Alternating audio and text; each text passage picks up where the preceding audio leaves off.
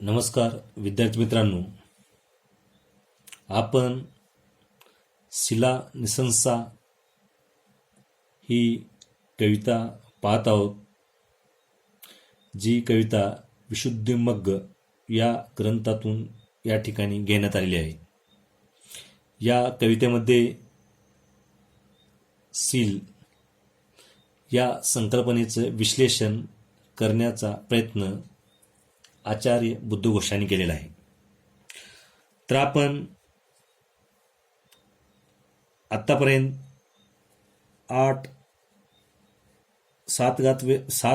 7वी गाथा त्या ठिकाणी पाहिलेली होती. आज आपण 8व्या गाथेस सुरुवात करणार आहोत. तर मित्रांनो, आपण पाहिलं की शिलाची प्रतिष्ठा, सील हे अत्यंत पवित्र, सामर्थ्यशील आणि प्रत्येक क्लेशापासून हे मुक्त असते. तसेच ते द्वेषापासून, राग, लोभ, हेवा, मत्सर यापासून सील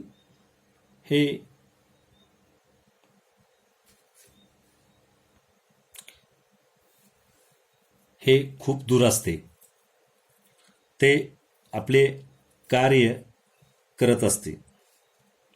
त्यामुळेच आचार्य बुद्धघोषांनी विशुद्धिमग्ग या ग्रंथामध्ये शिलाचे महत्त्व सांगत असताना इंद्रिय संवरशीलमध्ये सुद्धा सांगितलेलं आहे की रूप, शब्द, गंध, रस, स्पर्श याचे इंद्रियाने रक्षण करणे गरजेचे आहे. तर कारण कशामुळं ते रक्षण करणे गरजेचे आहे? कारण जर हे उघडे असतील तर ते काय असतील, तर ते असुरक्षित असतील. किंवा असुरक्षित असल्यास ज्याप्रमाणे गावातील संपत्तीची दुसऱ्याकडून चोरी होते, अगदी त्याचप्रमाणे याची सुद्धा चोरी होऊ शकते. त्यामुळे सील हे किती महत्त्वाचं आहे हे या ठिकाणी आपण पाहिलेलं आहे. त्या ठिकाणी सीलाचे महत्त्व सांगत असताना या ठिकाणी जी आपण गाथा पाहणार आहोत, ती गाथा क्रमांक 8. त्यामध्ये गाथा क्रमांक 8 मध्ये सोबंतेव न राजानो मुत्तमनी उभुसिता यथा सोबंती येतिनो सीलभूषण भूषिता. या ठिकाणी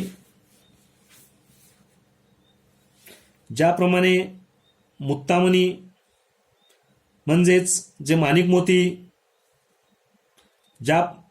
ज्याप्रमाणे माणिक मोती व रत्नाशिवाय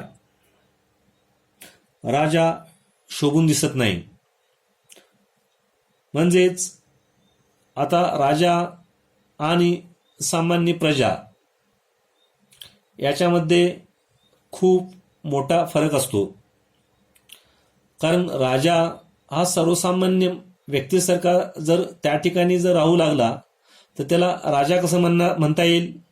त्यामुळे राजा हा प्रजेपेक्षा हा वेगळाच असतो.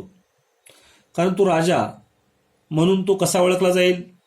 तर त्या ठिकाणी त्याचे जे प्रचंड संपत्ती, राजे रजवाडे, माणिक मोत्याने, रत्नाने सुशोभित अशा प्रकारचं त्यांचा सिंहासन, नंतर त्यांचे वस्त्र, त्यांचा मुकुट, हे सर्व जे आभूषणे आहेत ते हे सर्व राज्याचे प्रतीक आहेत.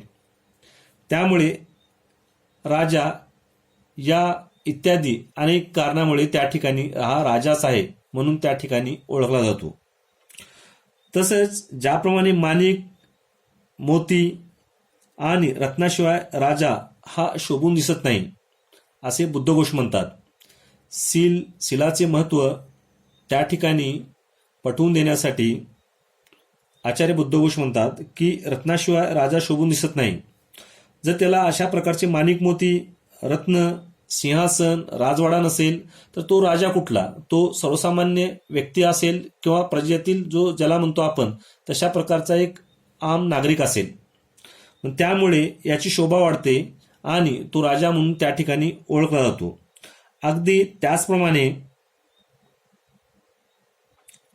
त्याचप्रमाणे एथा सोबंती एतिनो सिलबुसन भुसिता, म्हणजेच त्याचप्रमाणे म्हणजे ज्याप्रमाणे राजा हा माणिक, मोती आणि रत्नाशिवाय शोभून दिसत नाही, अगदी त्याचप्रमाणे यथा सोबंती एथिनो म्हणजेच त्याचप्रमाणे सिलभूषण भूषिता म्हणजे त्याचप्रमाणे शिलाच्या या आभूषणांनी विभूषित झालेला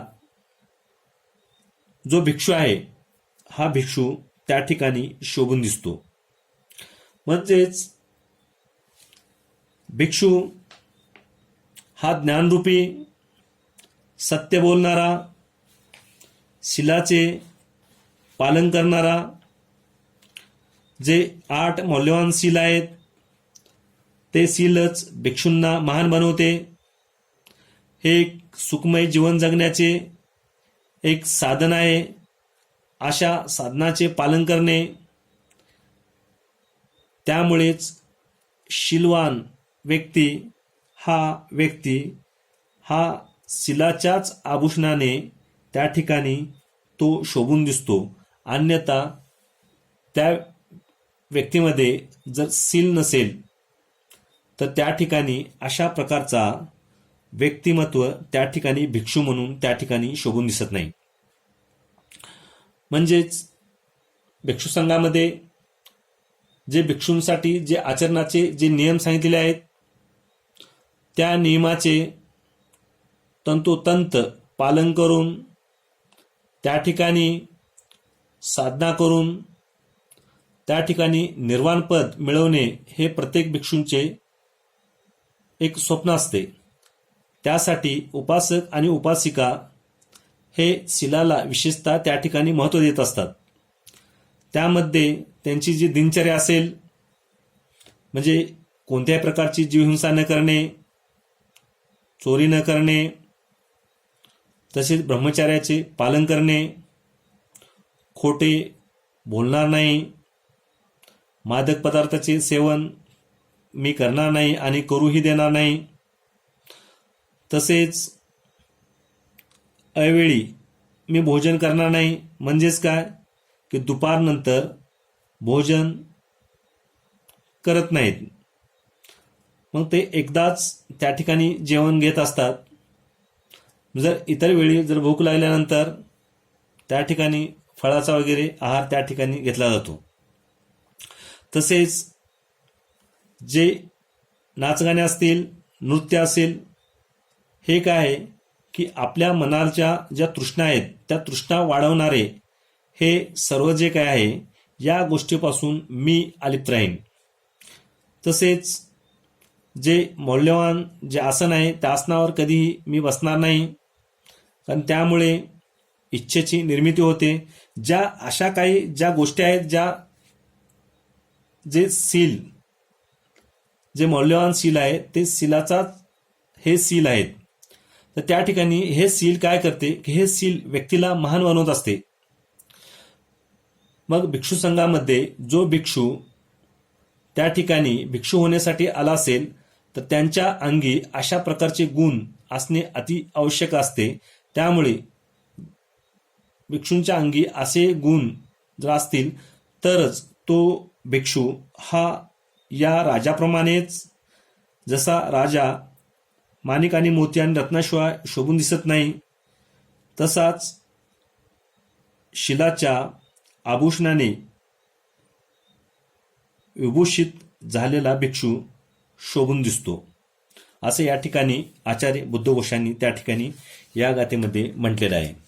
नंतर आपण पुढील गाथा पाहूया. तर आतानुवादादिभय विध्वंसयति सब्बसो जनेति कित्यहंस च सिलवंत सदा. म्हणजेच जे शील आहे हे शील आत्मनिंदा असेल व भ्रांती यांना ते मुळासकट नष्ट करते आणि अशा प्रकारे शीलाचे एवढे सामर्थ्य त्या ठिकाणी आहे आणि शील हे पवित्र आहे.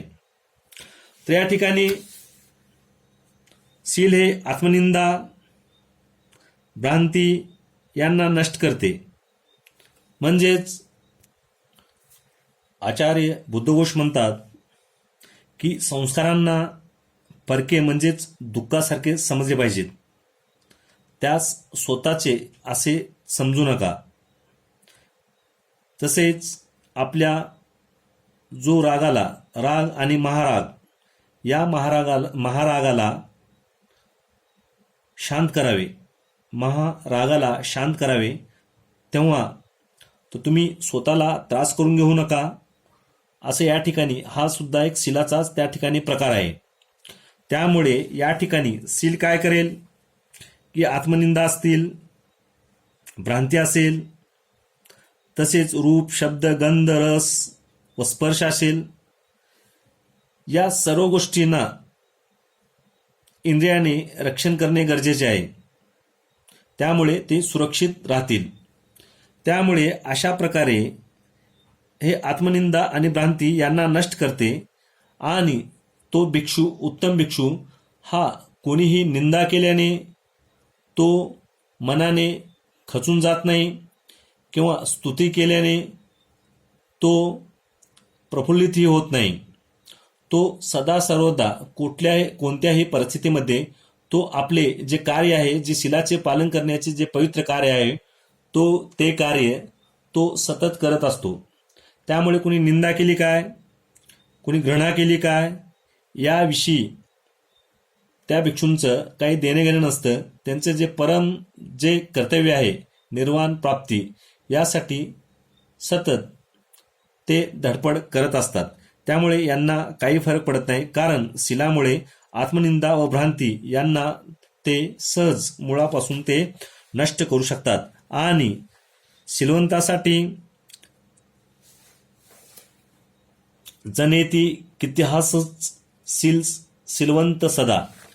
म्हणजेच शीलवंतासाठी किंवा शीलवान व्यक्तीसाठी नेहमी कीर्ती आणि जो संतोष आहे, शीलवंत सदा, तो संतोष किंवा कीर्ती हा तो निर्माण करत असतो.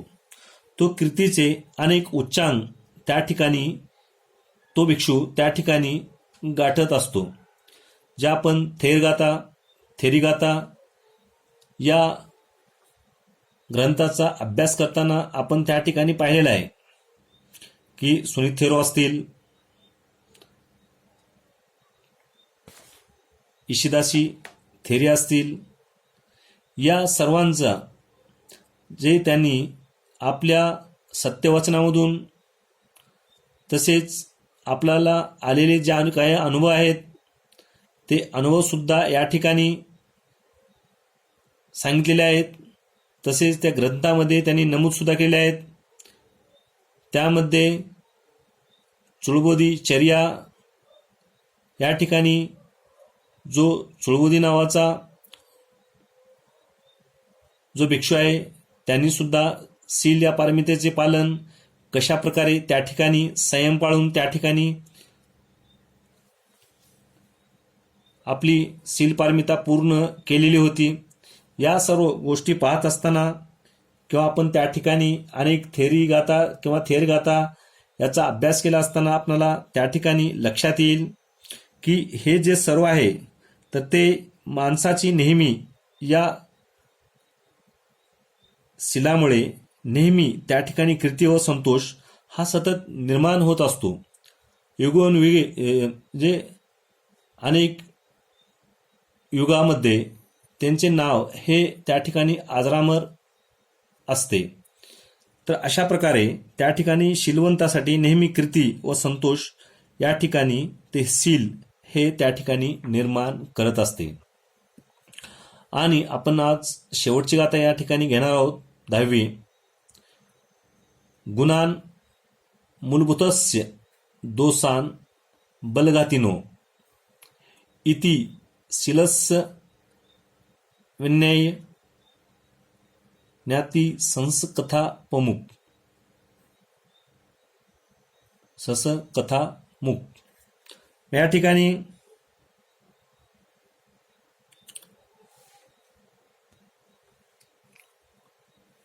संपूर्ण गुणांचे उगमस्थान गुणान मूलभूतस्य म्हणजेच संपूर्ण गुणांचे जे उगमस्थान आहे दोषान बलघातिनो या जे दोष राग यांच्या सर्व शक्तीला नष्ट करणारे सामर्थ्य. गुणान मूलभूतस्य दोषान बलघातिनो म्हणजे या सर्व जे राग लोभ द्वेष या सर्व शक्तीला जर नष्ट करण्याचे जर सामर्थ्य जर कशामध्ये असेल तर ते सामर्थ्य फक्त शील आणि शिलामध्येच आहे. तर या संपूर्ण गुणांचे जे उगमस्थान आहे हे सर्व अशा जे मानवीय शरीरामध्ये जे राग लोभ द्वेष हेवा एखाद्याबद्दल वाईट कृती हे सर्व जे आपल्या शरीरामध्ये त्यांचं उगमस्थान आहे ते शरीरातून त्या ठिकाणी उत्पन्न होतात. तर त्यांना त्या ठिकाणी अशा निर्माण होणाऱ्या ज्या काही वाईट गोष्टी आहेत त्या वाईट गोष्टीला त्या ठिकाणी नष्ट करण्याचे जर कार्य कोणतं करत असेल तर ते फक्त शीलच करू शकते. म्हणजे शील हे अत्यंत पवित्र आणि सामर्थ्यशील असल्यामुळे ते शीलच त्या ठिकाणी अशा प्रवृत्तीला त्या ठिकाणी नष्ट करू शकते. इति शीलस्य विन्याय म्हणजे फक्त जे सामर्थ्य शिलामध्ये आहे आणि शील जाणायला